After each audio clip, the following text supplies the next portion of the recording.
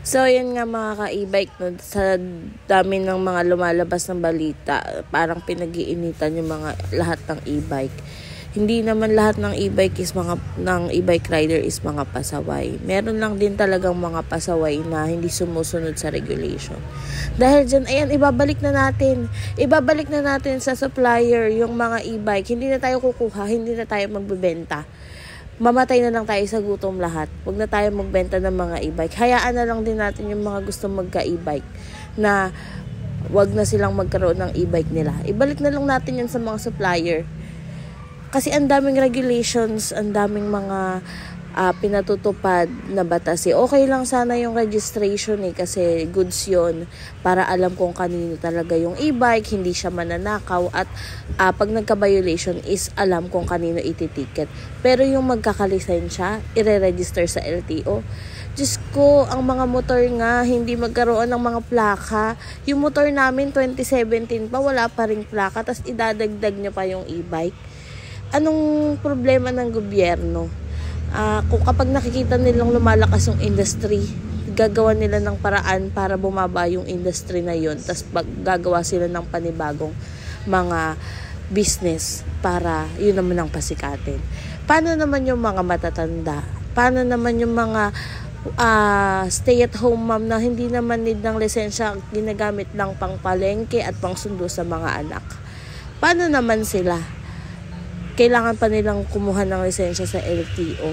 Pwede siguro yung mga violation sa mga pasaway. Pero yung i-register pa sa LTO, naku po, napakalaking problema pa nun, napakadami pong proseso. Kaya ayan, ibalik na lang natin sa mga supplier. Ibalik na natin lahat ng in-order natin, wag na tayong umorder sa kanila, wag na tayong magbenta ng mga e-bike, wag na rin tayong mabuhay. Lahat, ibalik na lang natin yan. Yung mga unit, ibalik na lang natin sa supplier yan. Kasi ang daming pinatutupad na batas Okay sana yung mga violation lang pero yung ipare-register pa sa LTO, ang dami pang proseso. Paano naman yung mga matatanda, yung mga housewife na panghatid sundo at mamalengke lang? Maraming pasaway na na kailangan tikitan. Okay lang yung tikitan, pero yung mga ginagamit pang trabaho, pang sundo sa mga anak at pamalengke at pang kuha ng mga deliver sa business, maapektuhan yun masyado. Tsaka saan sila dadaan? Wala na silang pwedeng daanan. Lahat na lang parang ginawang issue ang e-bike. Kahit hindi e-bike may kasalanan dahil issue siya sa bansa natin ngayon, sila ang sisisihin. Maraming pasaway, pero marami rin naman na disiplinadong gumagamit ng e-bike. Kaya ayan, ibalik na lang natin yung mga e-bike. Ibalik na lang natin sa mga supplier. Ayan, ibalik natin yan. Huwag yun nang ibabayan. Diyan na lang yan. Isara na yung wing ban na yan. Huwag na tayong kumuha ng e-bike.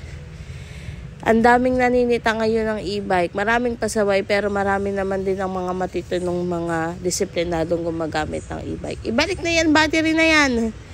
Ibalik na. Ibalik na natin yung mga e-bike kung yun ang ibabayan. Isara na yung wing ban na yan para manahimik silang lahat. Sige, ibalik na natin yan. Maraming regulation ng pinatutupad.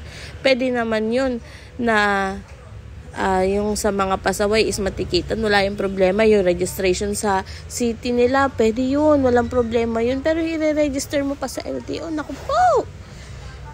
Yung mga ni-register nga before, hindi pa nabibigyan ng plaka, magdadagdag pa ulit sila. Ibalik nyo na yung mga battery na yan, huwag na tayo magbenta. Ibalik nyo na yan. Lahat kayo, wala na kayong trabaho, wala na tayong trabaho lahat. Mamamatay na tayo sa gutom. Ayan, ibalik na natin yan sa supplier. Hindi na tayo kukuha. Hindi tayo kukuha ng e-bike.